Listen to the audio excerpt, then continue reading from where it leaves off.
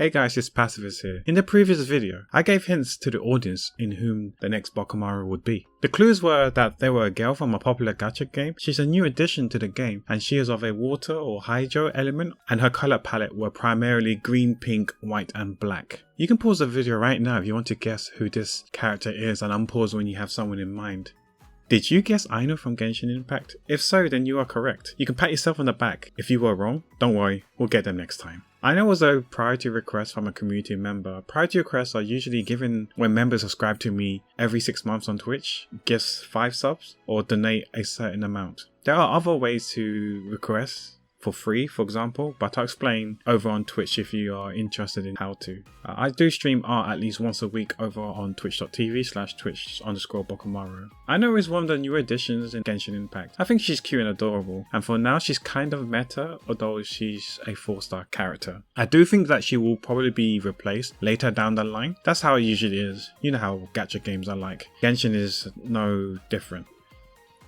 There's maybe a bit of spoilers if you play Genshin and you haven't done any of the Nordkreis story, which is the most recent region as of this recording. When it came to the pose, there was part of the story where Aino gives us and friends some desserts. It looked cute, and since I didn't want all the Bokumaros to just stand there rigidly with their hands by their side, I'm actually trying to find different ways to showcase the Bokumaros, just like in the story. I wanted her to have some desserts on the plate as she's about to hand them to her. The sketching phase was okay, there was a lot of details on Aino and I tried to add as much as I can. Maybe sometimes I feel I do add a bit too much details, and I wonder if it's better if it's simpler. She's cute and adorable, and there was another scene where she was scoffing snacks and there was some evidence, chocolate stains in this case, on her face, so I wanted them there as well to add more cuteness to her. Towards the end of the sketching phase, I forgot to add her mechanical crocodile looking tail. The tail do remind me of those crocodile clips that we used in science classes when conducting experiments. I still remember 2 instances I had that I would like to share with you in this time lapse. Just like when I stream, I don't mind sharing certain personal experiences and just not comment on the art experiences on the video, if I may.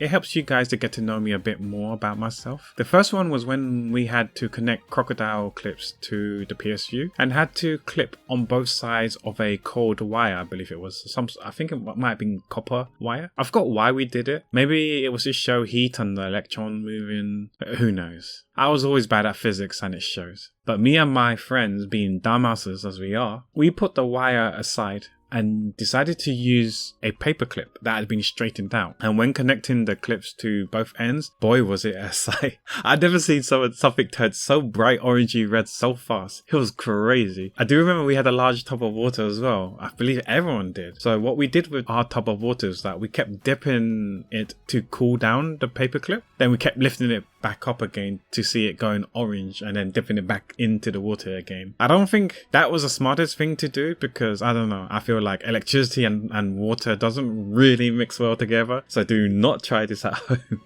Or in school, I think you can probably die. So yeah, it's not recommended, guys. Don't be dumb like me. Another time with crocodile clips, doing some electrolysis experiment, I think it was. What electrolysis is, I cannot remember. It's been over 20 years ago. Ouch. But I do remember seeing a spider near my beaker. So I was curious what would happen if I touched the spider with both clips. Suffice to say, I think we know where this is heading. Unfortunately, the spider didn't make it. It stopped moving. I was shocked. I would like to state, I do acknowledge I'm a dumbass and there's evidence. Why wouldn't the spider stop moving after it's been subjected to voltage? But anyways, I digress. So I thought maybe I could use the clips again to make it act like a defibrillator and res it. So I tried it and I kid you not, the spider actually jumped and started moving again. It's alive! So what did I do? I shocked it again. It died, tried defibbing it. It didn't res and forever dead.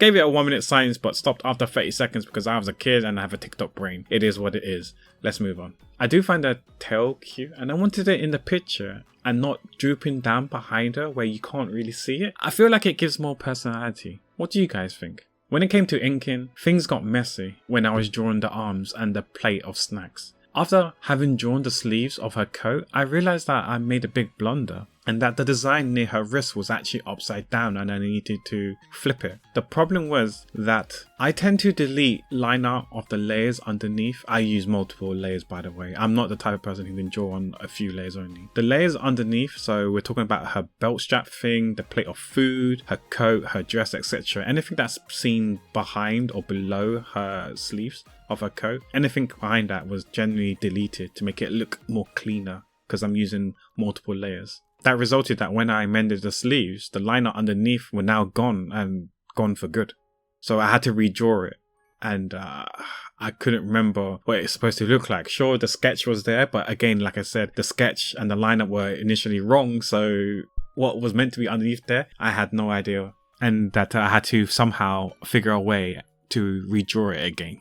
For some reason, I don't think the time-lapse captured this, but I did come up with a way. But fortunately for me, I screenshotted the line art pre-changing the sleeves. So I used that screenshot, put it back onto the canvas. So it kind of showed me where roughly some of the old lines used to be. And from that, I was able to more or less draw the deleted lines back on. And where the wrong part of the sleeves used to be, I was able to figure out roughly what looks right. Hope you guys like this piece. What do you guys think of it?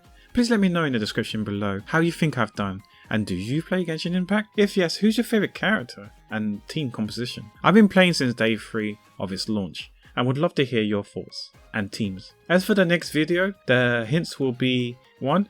She's a girl from a JRPG series by Nihon Falcon. 2. She's an NPC of that game series. 3. She wears glasses and her occupation is a photographer.